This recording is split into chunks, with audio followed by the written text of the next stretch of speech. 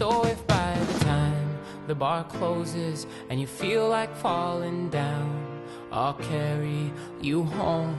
Who is very clever and knows about these things. Why are we building a 3D printer?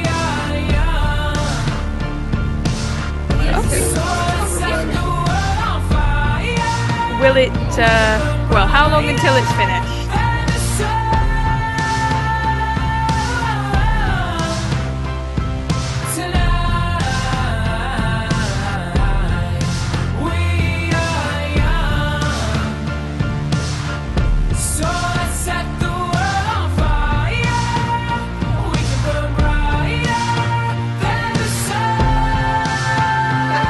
Oh dear, that's... 3D printer. No, I